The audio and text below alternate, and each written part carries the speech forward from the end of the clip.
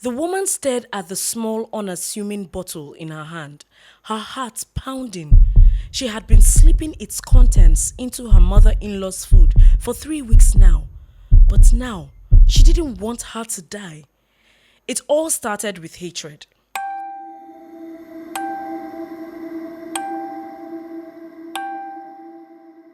For years, Ada had endured her mother in law's cruelty. Mama Ngozi was a bitter woman who never missed a chance to belittle Ada. She criticized her cooking, her cleaning, even the way she raised her children. Ada's husband, Emeka, was no help. "She's just old," he would say. "Ignore her." But Ada couldn't ignore it. The constant insults wore her down. One day, after a particularly nasty argument, Ada snapped. She packed a small bag and left the house, determined to find a solution. She didn't have to go far. In a quiet corner of the village, an old native doctor named Papa Ifeanyi was known for his mysterious remedies. Ada had heard whispers about him, how he could cure illnesses, bring luck, or even harm enemies. Desperate, she sought him out. Papa Ifeanyi's hut was dimly lit, filled with strange herbs and animal bones. Ada hesitated at the entrance, but the memory of Mama Ngozi's harsh words pushed her forward. "I need your help," Ada said, her voice trembling. "My mother-in-law, she hates me. She makes my life miserable. I want her gone." Papa Ifeanyi studied her with piercing eyes. "Gone?" he repeated. Ada nodded. "I want her to die." The old man didn't flinch. He reached for a small bottle filled with a clear liquid. "This will do what you ask," he said, "but you must follow my instructions carefully." Ada leaned in, listened intently. "You must put a few drops of this in her food every day," Papa Ifeanyi explained. "But here's the catch. You must be kind to her, smile at her, help her, make her believe you care. If you do this, no one will suspect you when she dies." Ada took the bottle, her hands shaking. She didn't know if she could pretend to be kind, but she was willing to try. The next day, Ada began her plan. She cooked Mama Ngozi's favorite meal and added a few drops of the poison. When she served it, she forced a smile. "Mama, I made this for you. I hope you like it." Mama Ngozi eyed her suspiciously but took the plate.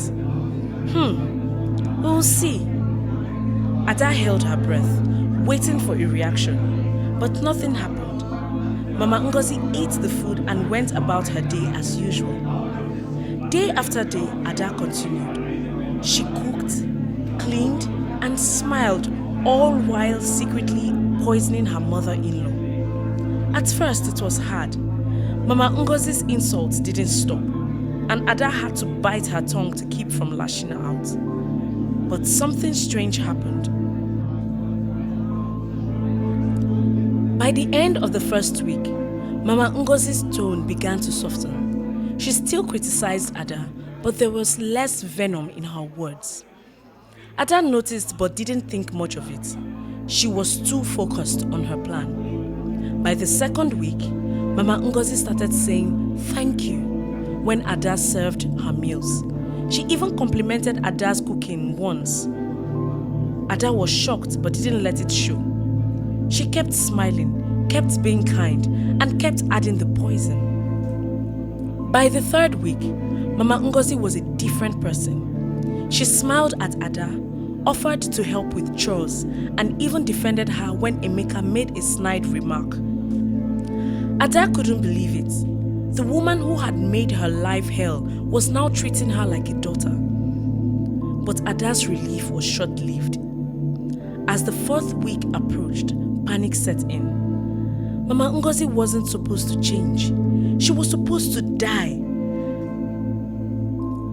Ada had been so focused on her plan that she hadn't considered what would happen if it worked too well. One night, Ada couldn't sleep. She lay in bed staring at the ceiling, her mind racing. What had she done? Mama Ngozi didn't deserve to die, not anymore. The next morning, Ada rushed to Papa Ifeanyi's hut. She found him sitting outside, grinding herbs. "Papa, please!" she cried, falling to her knees. "You have to help me. I don't want her to die anymore. She's changed. She's kind now. Please, give me something to reverse the poison." Papa Ifeanyi looked at her, his expression unreadable. Then, to Ada's surprise, he laughed. "Why are you laughing?" Ada demanded, tears streaming down her face. "This is serious. She's going to die because of me." Papa Ifeanyi shook his head, still chuckling. "Calm down, child. Your mother-in-law isn't going to die." Ada blinked, confused. "What do you mean?" "The bottle I gave you," Papa Ifeanyi said, "it wasn't poison. It was just salt." Ada stared at him, her mind struggling to process his words. "Salt? But why?" Papa Ifeanyi smiled. "I knew you didn't really want to kill her. You just wanted her to stop hurting you. So I gave you a task that would force you to be kind. And look what happened. When you treated her with kindness, she responded in kind." Ada sat back, stunned. All this time, she thought she was poisoning Mama Ngozi, but she had been healing their relationship instead. "Remember this lesson," Papa Ifeanyi said gently. "If you treat people with kindness, they will often respond with kindness. Hate only breeds more hate." Ada returned home, her heart lighter than it had been in years. Mama Ngozi greeted her with a warm smile. "Ada, I made lunch today. Come, let's eat together." Ada smiled back, feeling a sense of peace she hadn't known in a long time. She sat down with Mama Ngozi, and for the first time, they talked and laughed like family. From that day on, Ada never forgot the lesson she learned. Kindness, she realized, was the most powerful medicine of all. And as for the bottle of poison, Ada kept it as a reminder, not of the hatred she once felt, but of the love that had grown in its place. Ada's life changed in ways she never expected after that day. The tension in the house melted away, replaced by warmth and laughter. Mama Ngozi, once her greatest enemy, became her closest ally. They cooked together, shared stories, and even gossiped about the neighbors like old friends. Emeka, her husband, noticed the change too. "What happened to you two?" he asked one evening, watching them laugh over a pot of soup. "You're like best friends now." Ada and Mama Ngozi exchanged a glance, smiling. "We just realized life is too short to waste on anger," Ada said simply. But the story didn't end there. A few weeks later, Ada returned to Papa Ifeanyi's hut. This time, she wasn't desperate or angry. She carried a basket of fresh fruits and vegetables as a gift. Papa Ifeanyi was sitting outside, just as he had been the first time she visited. He looked up and smiled when he saw her. "Ah, Ada, I've been expecting you." Ada set the basket down and bowed her head respectfully. "Thank you, Papa. You saved me and my family. I don't know how to repay you." Papa Ifeanyi waved a hand dismissively. "Your happiness is repayment enough. But tell me, how is your mother-in-law?" "She's wonderful," Ada said, her face lighting up. "She's like a different person. We're like a real family now." Papa Ifeanyi nodded, satisfied. "Good. Remember, Ada, the world is full of pain, but it's also full of healing. Sometimes all it takes is a little kindness to turn things around." Ada stayed for a while, chatting with the old man. She told him about her children, her husband, and how peaceful her home had become.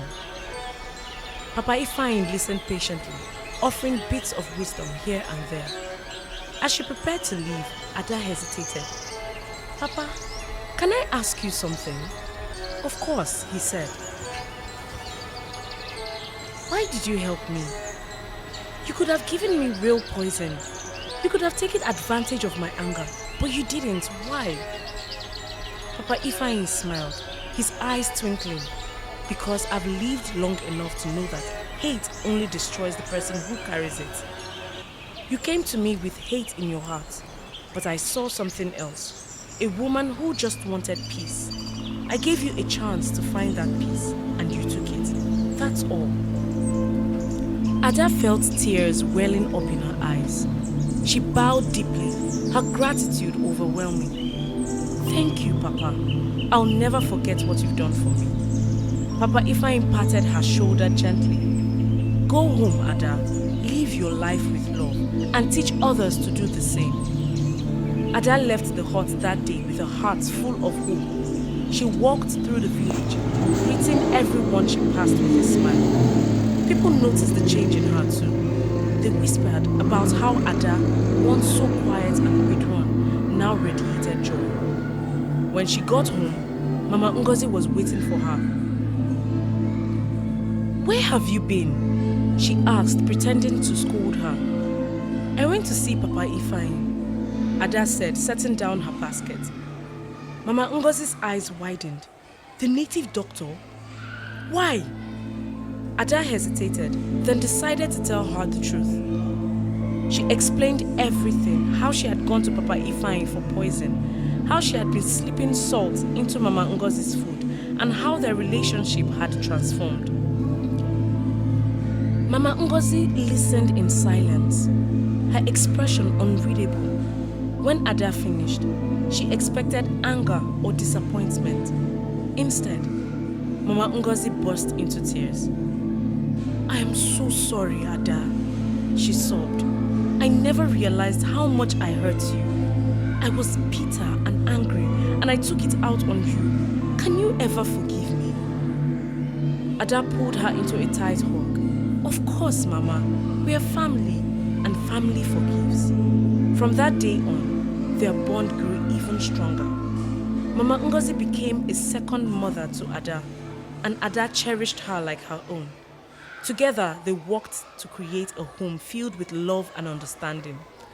Ada's story spread through the village, not as a tale of poison and deceit, but as a lesson in the power of kindness.